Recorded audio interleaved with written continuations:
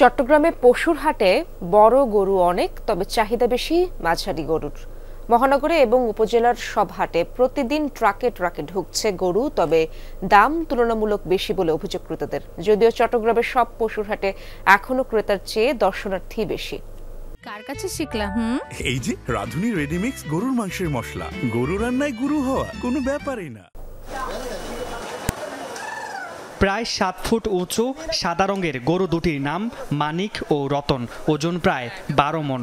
গত 1 বছর ধরে নিজে লালন পালন করে কুষ্টিয়া থেকে চট্টগ্রামের সাগরিকা হাটে এনেছেন বিক্রেতা। দাম হাঁকছেন 7 লাখ ও 6 লাখ টাকা।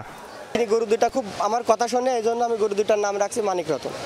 এই জন্য আমি গরু দুটা খুব শখ করে পাইলি এখানে নিয়ে আসছি। গরু দুটা এখন গরু জিনিস তো বেচতে হয়, এখন রাখার জিনিস তো নাই, এই জন্য বেশি দেব।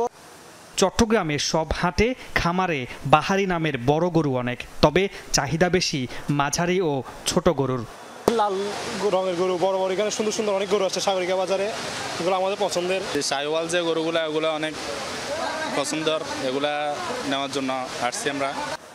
চাপাই নবাবগঞ্জ, বেনাপুল, রাজশাহী সহ উত্তরাঞ্চলের বিভিন্ন জায়গা থেকে এবার অসংখ্য গরু এসেছে চট্টগ্রামের পশুর হাটে। আগের তুলনায় এবছর দাম বেশি বলছেন ক্রেতারা। হাটে ক্রেতার চেয়ে দর্শনার্থী বেশি, এখনও পুরোদমে বেচাকেনা শুরু হয়নি। মিডিয়াম সাইজের যেগুলো গরু আছে এগুলো পছন্দ, কিন্তু তুলনামূলকভাবে গরু প্রত্যেক বছর থেকে একটু দাম আছে। আমরা যশোরতে আসছি, এখনো একটা গরু বেচতে পারিনি। মানে খৈদের পানি, বৃষ্টির জন্য পানি আছে, এখানে আসতে পারছে না। আবহাওয়া খারাপ, কোনো লোকজন এখনো ক্রেতা ঢুকতে পারেনি। গতবারের মতো এবারও মনে হচ্ছে যে খুব বেশি আমরা লাভবান হতে পারবো না, খরচটা উঠবে এরকম চিন্তা ভাবনা। চট্টগ্রাম মহানগর ও আশেপাশের 15 উপজেলা মিলে এবার স্থায়ী অস্থায়ী গরুর হাট বসেছে 228টি।